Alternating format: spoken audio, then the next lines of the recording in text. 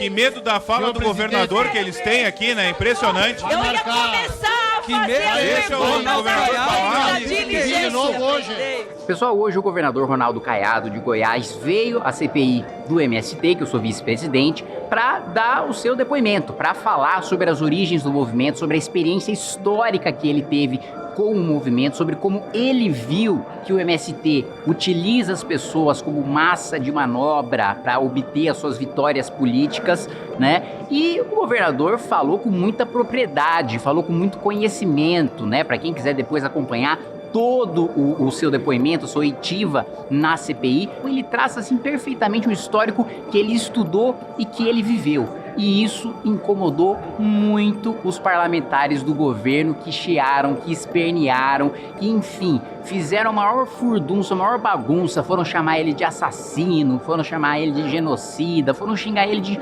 tudo quanto é coisa, porque estavam incomodados com tudo aquilo que seria incorporado no relatório da CPI, naturalmente. Se tem uma pessoa que viveu, que estudou e que mais vai apresentar provas de tudo aquilo que disse, isso instrui o nosso processo, a nossa CPI. Aí você pode perguntar, pô, Kim, por que você não falou nesse momento? Eu não falei nesse momento porque era um convidado nosso, né? Era um convidado que estava lá para dar um depoimento, para demonstrar como, né, o MST surgiu e como ainda age de maneira criminosa. E nesses momentos interessa mais, né? Há momentos de falar, mas há momentos importantes em que você precisa, inclusive eu trabalhei pessoalmente para acalmar alguns deputados, para fazer com que eles abrissem mão de tempo de fala, para que a gente pudesse ouvir mais o governador, instruir mais o relatório da CPI e dar mais peso ao inquérito final, ao relatório final, que é o que a gente entrega para o Ministério Público, para daí o Ministério Público, né, entrar com uma investigação,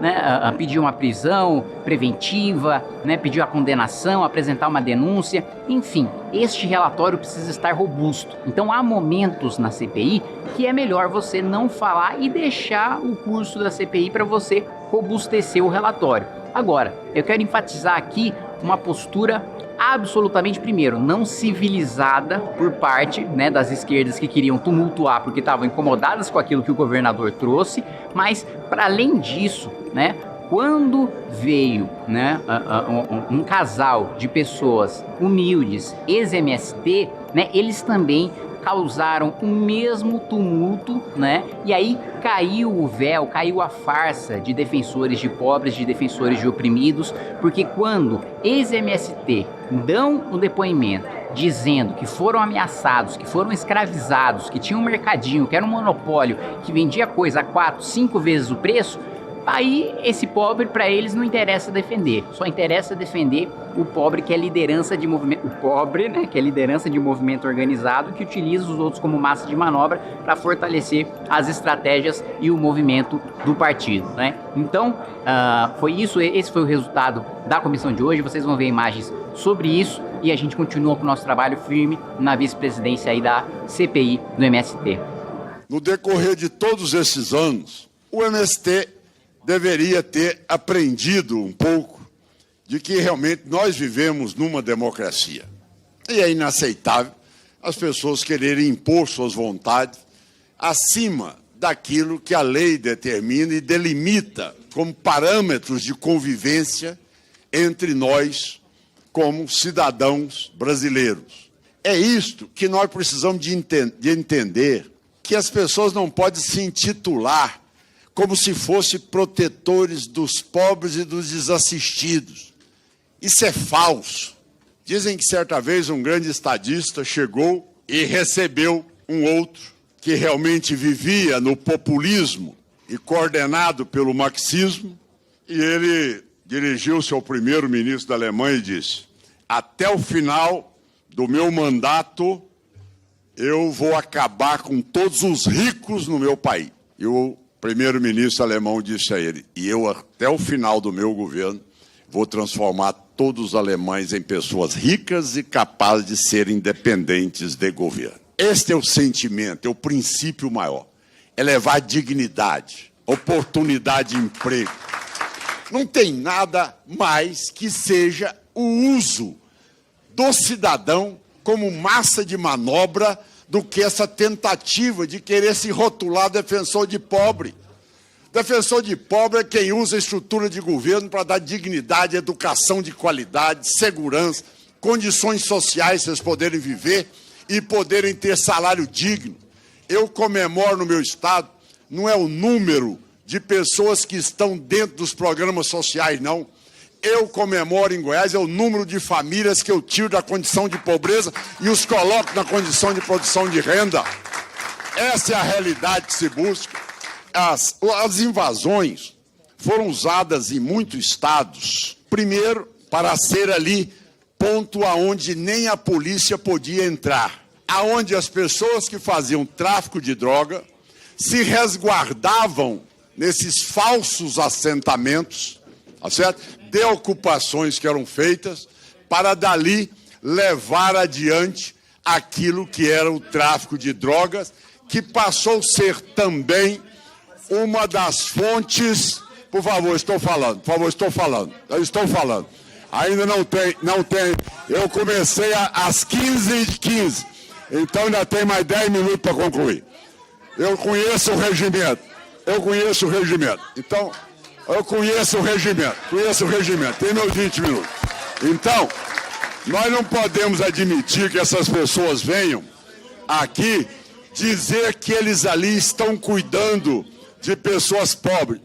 Pelo contrário, depoimentos que estiveram aqui nessa casa, onde as pessoas mostraram que são escravizadas dentro do sistema desses assentamentos em muitos lugares do nosso país. Ele acusou o Movimento Sem Terra de ter relações com narcotraficantes, porém, esqueceu de dizer que tem relações íntimas com o senhor Alexandre Medley, que foi um dos principais doadores da sua campanha e que no ano de 2000 foi indiciado na CPI do narcotráfico após ser flagrado operando refino de cocaína.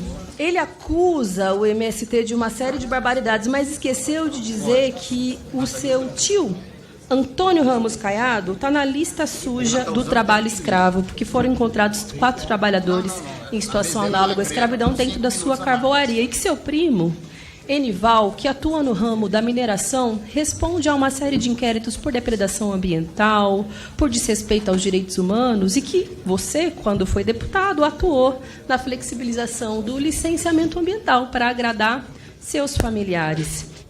Um estudo da ONU, senhor governador, mostra que Goiânia é a cidade com a maior concentração de renda da América Latina, no estudo Habitat na América Latina. 1,7 milhões. Talvez os deputados não saibam o conceito de concentração de renda. Senhor presidente, tem que garantir a palavra. Presidente. Talvez os deputados não saibam o conceito de concentração de renda. Significa que poucos têm muito dinheiro e muitos não têm quase nada de dinheiro. Isso significa desigualdade social, injustiça. E é contra isso que os movimentos sociais e a esquerda e o marxismo, que o senhor tanto diz odiar, combate. E é por isso que existem os movimentos sociais. Porque há sujeitos que são filhos, netos, irmãos e familiares de latifundiários que executam trabalho escravo, que desrespeitam o meio ambiente, que são chefes de facções, de milícias rurais, que assassinam lideranças como Chico Mendes, que enchem a boca para falar mal de um trabalhador que entra no movimento social para lutar por reforma agrária, que o senhor diz que conhece as leis, mas desconhece a Constituição. No artigo 5º, no artigo 188 e no artigo 189. Reforma agrária de terra devoluta, que inclusive Goiás é o campeão. Obrigada. Deputada Sâmia, sinceramente, eu sou uma pessoa que vivi durante muitos anos nessa casa. E eu sempre debati com argumento, tá certo?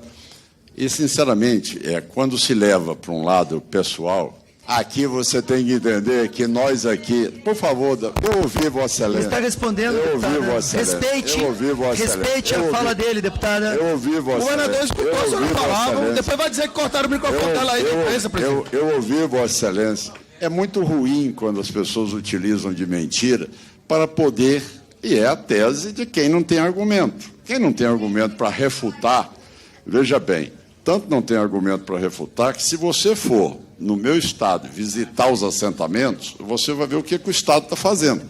Agora, o assentamento que fazia propaganda e tinha você como deputada federal vive na miséria. Então, onde é que está o seu... Onde é que está a sua capacidade? Onde é que está a sua capacidade de falar que defende o social? Quer dizer, você se beneficia... Por favor, senhor presidente.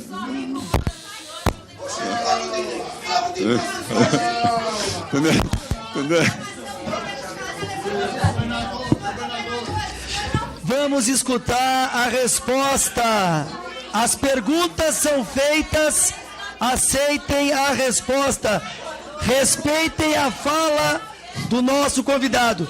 Deputada, a senhora precisa esperar a fala dele.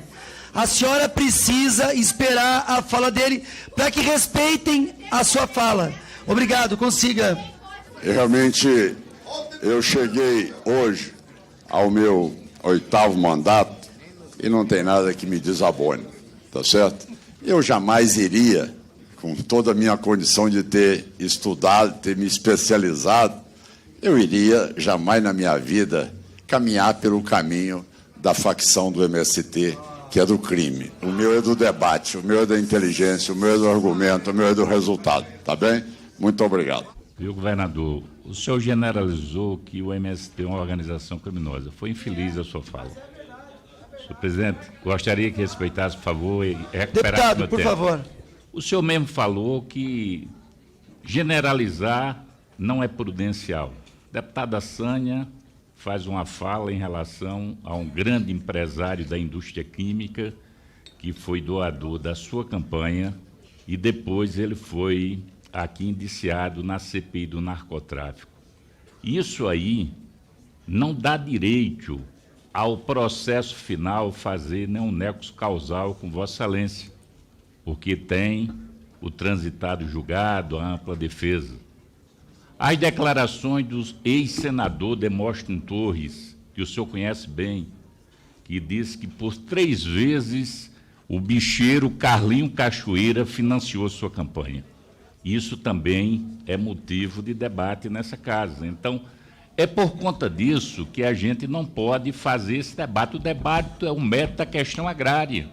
E eu sou contra fazer essa nominata. Então, eu queria fazer aqui, logicamente, nós fomos colegas, tivemos várias divergências, mas manter o alto nível, que essas 2 falas que eu fiz, elas não serão motivo de debate dessa casa. O senhor faz todo um processo do seu governo que tem ações exitosas, mas é preciso registrar que é o Estado, por 3 anos consecutivos, o mais violento contra as mulheres no Brasil. Vamos ao debate, governador Caiado. E o que o senhor acompanhou? Quem mais subsidiou a agricultura no Brasil?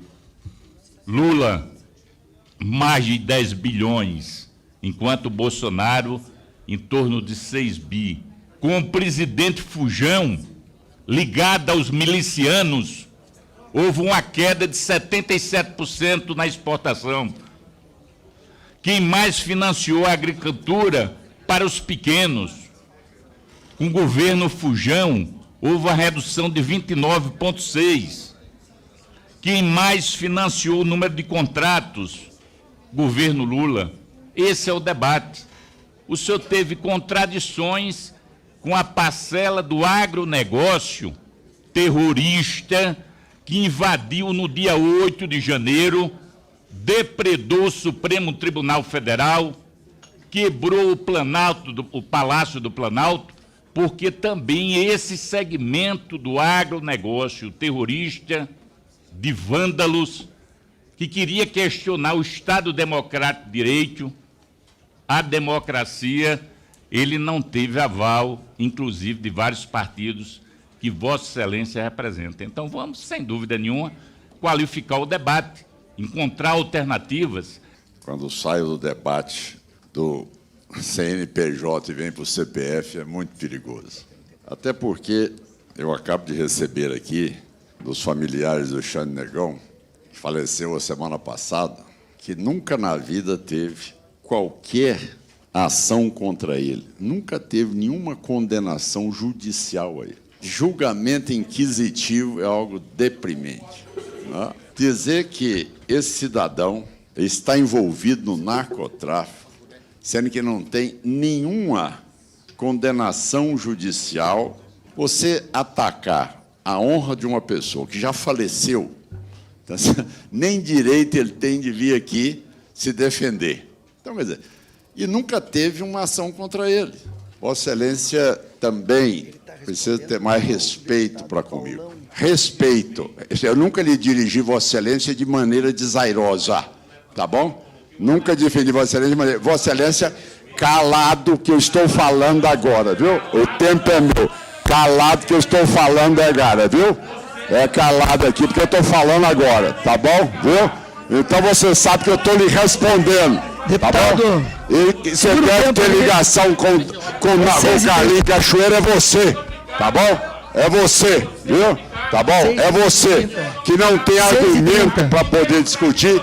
Rapaz, você... Rapaz, que deputados, deixa de ser bobo, deputados, rapaz, vamos respeitar a fala. Rapaz, que a você fala não está tem argumento nenhum. Você convidado. não vem para o debate do MST, você desviou o foco, porque você não tem argumento. Você vai discutir outro tema, porque o tema que eu fui convidado para debater foi sobre o MST. Você veio para a pessoa física, você fez aqui com ilações, calúnias e mentiras. Tá certo? E Vossa Excelência não tem direito de se dirigir aqui a mim, não. Tá bom? Tá certo? Carlinhos Cachoeira é relação sua. Tá certo? Financiava era o PT de Goiás. Tá bom? Viu? Me respeita. Nunca tive ligação com bandido. Atenção. Eu vou ficar blindado porque eu derrubei as facções suas. A bandidagem, que eu derrubei a bandidagem toda. Por isso que eu ando blindado. Porque quem anda com carro livre no município e no seu estado é porque é conivente com a bandalheira. Tá bom? Está encerrada a sessão.